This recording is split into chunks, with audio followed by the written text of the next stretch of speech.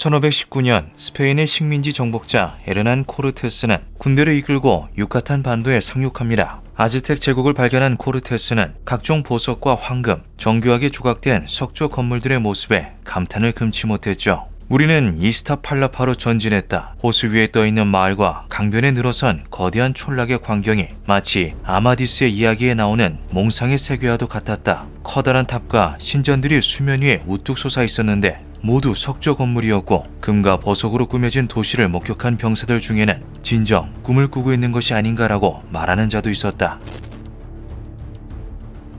신을 섬기던 아즈텍 제국에는 오래된 전설이 하나 존재했습니다. 하늘에서 해성이 떨어지고 지진이 일어나며 깃털 달린 뱀의 신 케찰코아틀이 강림할 것이다. 아즈텍 제국의 9대 황제 몬테수마 2세가 통치하던 시기 남미로 향한 코르테스의 군대는 아즈텍인들과 조우하게 됩니다. 공교롭게도 전설이 예언했던 그 시기에 나타난 스페인군은 아즈텍인들이 난생 처음 보는 커다랗고 이상한 모양의 배를 앞세워 말이라는 낯선 동물을 타고 나타났는데요. 몬테수마 2세는 생경한 모습의 스페인군을 경계했지만 이내 동맹 세력으로 받아들이고 제국의 수도 테노치티틀란에서 그들을 맞이했죠. 몬테수마 2세는 코르테스의 흰 피부와 깃털처럼 길게 자란 수염을 보고선 전설 속 케찰코아틀이 돌아왔다며 군대를 극진히 환대해 주었습니다. 왕은 코르테스에게 엄청난 양의 황금과 보석들, 각종 공예품을 선물로 주었는데요. 이렇게 전달된 몬테수마의 황금은 큰 방을 꽉 채우고도 남을 정도로 어마어마한 양이었다고 전해지죠. 아즈텍 제국은 인신공양의 풍습을 지닌 남미 국가들 중에서도 가장 많은 재물을 바친 나라였습니다. 1년 365일 쉬지 않고 신들을 찬양하며 인간 재물을 바치는 축제가 이어져 왔는데요.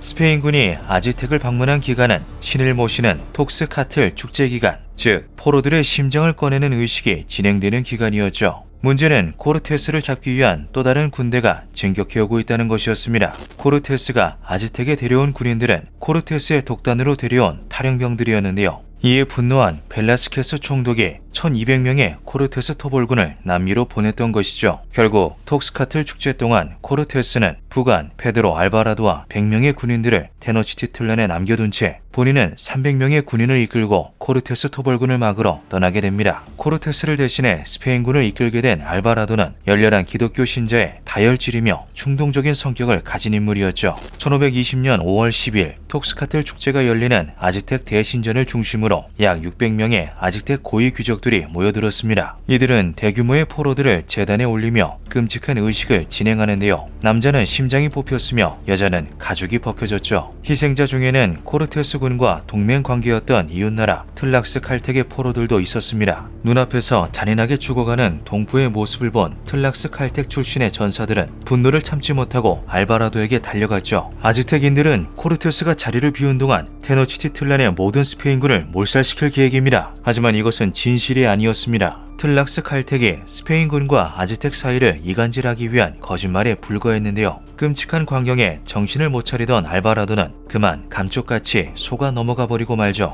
다음날 약 100명의 스페인군은 600명이 넘는 아즈텍 귀족들을 에워쌌습니다. 군인들은 칼을 빼들고 순식간에 귀족들을 학살하기 시작했죠. 한편 코르테스는 수적인 열세를 극복하고 토벌군의 대승리를 거둡니다. 아이러니하게도 코르테스를 잡으러 간 토벌군은 코르테스 휘하에 주둔 군이 되어버리고 말았는데요. 사상자도 거의 없었던 전투였기에 1200명의 토벌군은 곧 코르테스의 큰 전력이 되어주었죠. 1520년 6월 20일 스페인군 1200명과 틀락스 칼텍을 주축으로 한 원주민 동맹군 8000명은 아즈텍의 수도 테노치티틀란에 입성합니다. 이들은 별다른 저항 없이 악사야카틀 궁전에 도착해 그곳을 지키던 알바라도와 몬테수마 2세를 대면하는데요. 코르테스는 곧 이 모든 상황이 함정이라는 사실을 깨닫게 되죠. 스페인군이 아즈텍 귀족들을 포위했던 것처럼 아즈텍의 전사들은 순식간에 궁전을 둘러싸고 공격을 해오기 시작했습니다. 스페인군이 화승총과 쇠뇌를 사용해 반격하였지만 비처럼 쏟아지는 투창과 화살을 막기에는 역부족이었는데요. 전투는 며칠에 걸쳐 이어졌고 결국 코르테스는 비장의 수단이었던 몬테수마 2세를 이용하기로 하죠. 아즈텍인들에게 황제는 신의 대리인이며 절대적인 명령권을 지닌 존재였습니다. 이윽고 몬테수마 2세는 제단에 올라 전쟁을 종식시키기 위한 연설을 시작하는데요. 그런데 어느 순간 돌이 날아와 몬테수마 2세의 머리를 강타했고 그가 쓰러짐과 동시에 수많은 돌팔매질이 이어집니다. 스페인군의 편에 섰던 황제가 아즈텍인들의 손에 최후를 맞이한 것인데요. 자신들의 지도자마저 처단한 아즈텍인들의 분노는 더욱 거센 파도가 되어 스페인군을 압박했죠. 테노치티틀란에서 탈출하기로 마음먹은 코르테스는 몬테수마 2세가 준 엄청난 양의 황금 중에서 국왕 카를로스 1세에게 바칠 양만 수레에 싣고 나머지는 스페인군에게 나누어 줍니다. 원정 초기부터 코르테스와 함께하며 아즈텍인들의 공격성을 익히 봐왔던 군인들은 자신의 몫의 금을 거절했는데요.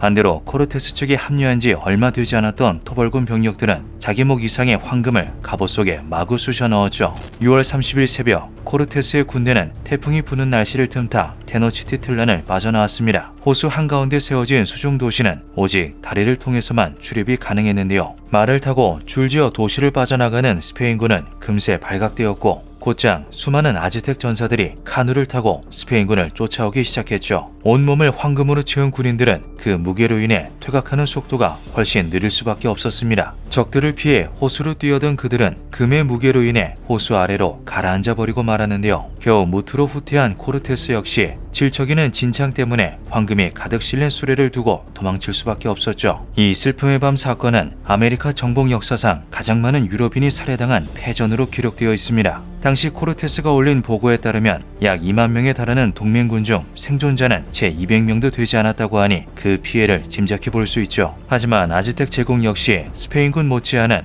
오히려 더 큰 피해를 입게 됩니다. 아즈텍인들의 손에 죽은 군인들 중 프란시스코 에이두라라는 흑인 노예가 천연두 복균자였던 건데요. 구대륙의 전염병에 대한 항체가 없었던 아즈텍인들에게 천연두는 말 그대로 죽음의 질병이 되어 퍼져나갔죠. 1년 뒤 아즈텍 제국은 새롭게 군대를 정비한 코르테스의 손에 결국 멸망하고 맙니다. 하지만 그 사이 호수에 가라앉아 있을 것이라 여겼던 몬테수마의 황금은 흔적도 없이 사라져버리고 말았는데요. 스페인군은 황금의 행방을 찾기 위해 아즈텍 제국의 마지막 황제 콰우테목의 발바닥을 불로 지지는 등 끔찍한 고문을 가했지만 아무런 소득도 얻지 못했죠. 이후 유럽의 식민 지배국 사이에서 스페인군이 물러난 동안 아즈텍인들이 수많은 황금을 호수에서 건져 올려 비밀 장소로 운반했다는 얘기가 떠돌기 시작했습니다. 그로부터 약 450년이 지난 1975년 멕시코의 해안 도시 베라크루즈에서 일하는 어부 라울 에우르타도는 바닷속에서 놀라운 것을 발견하는데요.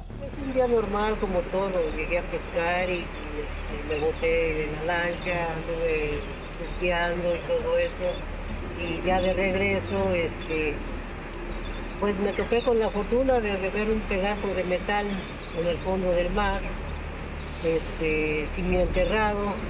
A la hora de sacarlo, lo saqué y 라울이 바닷속에서 건져 올린 것은 바로 아즈텍 제국 시절에 만들어진 봉 형태의 금괴였습니다. 몇 년 뒤 라울은 금괴를 발견한 장소를 중심으로 대대적인 발굴에 들어가는데요. 그 결과 42점의 아즈텍 유물과 함께 15파운드의 금이 추가로 발견되었죠. 이때 발견된 유물에는 알파벳 C 모양의 낙인이 선명하게 찍혀 있었습니다. 신세계 개척이 한창이던 시기 스페인의 왕 카를로스 5세는 신대륙 탐험에서 얻은 소득의 20%의 세금을 붙였는데요. 알파벳 C는 카를로스 5세를 상징하는 인장으로 이 유물들은 모두 코르테스가 자신의 왕에게 바치려 한 세금이었던 것이죠. 이 발견으로 인해 많은 사람들은 몬테수마의 황금이 배를 통해 스페인으로 흘러들어갔다고 생각했습니다. 당시 멕시코에서 스페인에 걸친 항해는 매우 오랜 시간이 걸리는 일이었고 수많은 배들이 태풍과 풍랑을 맞이해 침몰하곤 했는데요. 몬테수마의 황금 역시 스페인으로 옮겨지던 도중 침몰해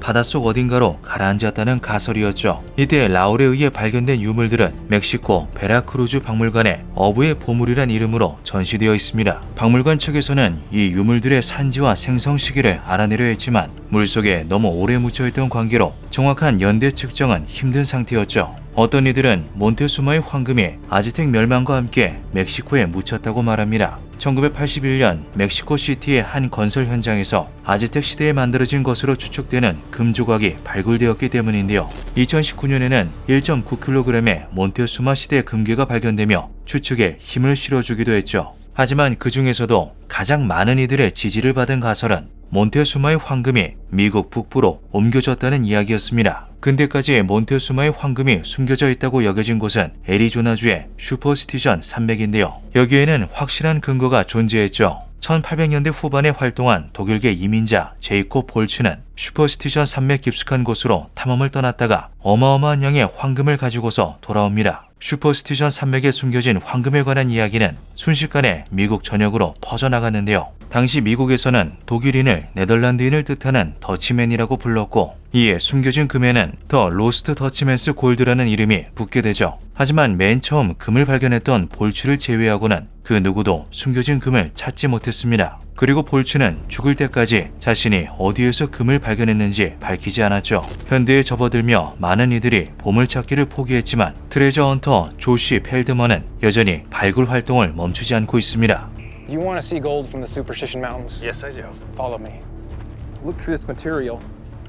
Shine your light right there, Don. That's the gold right in there. What you're looking at that you think is gold is gold. That's crazy. They run all the way through here, too. Oh, yeah, I could see it right there. 현대의 발견으로 인해 슈퍼스티션 산의 황금은 몬테수마의 황금이 아니라는 사실이 밝혀졌습니다. 사실 슈퍼스티션 마운틴은 금이 숨겨진 장소가 아니라 진짜 금광이었던 건데요. 볼츠가 가져온 금은 바로 여기서 캐낸 것이었죠. 그럼에도 펠드먼이 트레저 헌터 활동을 멈추지 않는 이유는 몬테수마의 황금에 관한 더욱 신빙성 있는 정보가 있기 때문이었습니다. They could have come through New Mexico. Yeah. They could have come through Arizona. Absolutely. And I believe that it is very possible they took gold with them after Cortez attacked. But you have to follow the people themselves. Who are their descendants? Native tribes here in the Southwest speak the same language as the Aztec did. 미국 유타주의 유토 인디언 부족들은 유토 아즈테카너를 사용하고 있습니다. 이것은 유타주의 고유 인디언 언어와 아즈텍의 언어인 나와트러가 합쳐진 말이었는데요. 여기서 우리는 이들 유타 인디언들의 조상이 남미에서 왔다는 사실을 유추할 수 있죠. 심지어 촉토족에는 유토 인디언의 조상이 흰새가 가득한 호수 한가운데의 섬에서 이주해 왔다는 전설이 전해져 내려오고 있기도 합니다. 이것은 아즈텍 제국의 수도였던 테노치티틀란을 연상케 하는 대목인데요. 1941년 광산업자 프레디 크리스탈이 유토 인디언족의 영역인 케나브에 몬테수마의 황금이 숨겨져 있다고 발표하면서 이 지역은 트레저 헌터들의 주목을 받기 시작했죠. 크리스탈은 발굴 작업을 통해 발견된 암각화와 아즈텍 지도를 통해 황금이 케나브 협곡의 수중 동굴 속에 있을 것이라 믿었습니다. 그들은 펌프를 동원해 호수의 모든 물을 퍼내고 동굴 밑바닥을 탐색하려 했는데요. 하지만 그들의 계획은 자연 경관을 훼손시키는 행위라는 정부의 반대에 의해 무산되고 말았죠. 크리스탈의 유지를 이어 보물찾기를 하는 트레저 헌터들은 지금까지도 남아있습니다. 딜먼 가족은 할아버지 때부터 대를 이어 케나브에 숨겨진 몬테수마의 황금을 찾고 있는 트레저 헌터 가문이죠. I believe it's my destiny to find it for the family.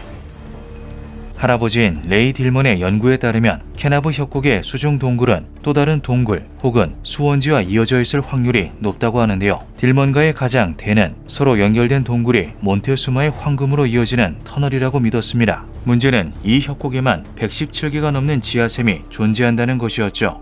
My grandfather said that there would be another spring, possibly across from Shadow Cave. 그 사실을 증명하기 위해 대는 그림자 동굴의 물속에 엄청난 양의 무독성 염료를 투하할 계획을 세웠습니다. 만약 동굴과 이어진 샘이 있다면 그곳의 물도 염료에 물들게 될 텐데요.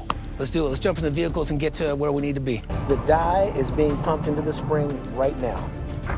Holy guys, we've got a flare. Derek, we have got tracing dye. 이를 통해 케나브 지역에 은밀히 물건을 옮길 수 있는 지하도가 존재한다는 것이 밝혀집니다. 금이나 아즈텍 문명의 흔적이 발견된 것은 아니었지만 딜먼 가족은 이 발견으로 인해 할아버지의 연구가 사실이었다는 확신을 가지게 되었는데요. 이것은 동시에 몬테수마의 황금에 대한 희망이기도 했죠. 과연 몬테수마의 황금은 케나브 땅 밑에 잠들어 있는 걸까요? 아니면 누구도 짐작하지 못한 비밀스러운 어딘가에 잃어버린 주인을 기다리고 있을까요? 피로 물든 역사를 간직한 찬란한 보물, 그 행방은 여전히 밝혀지지 않고 있습니다. 기묘한 밤이었습니다.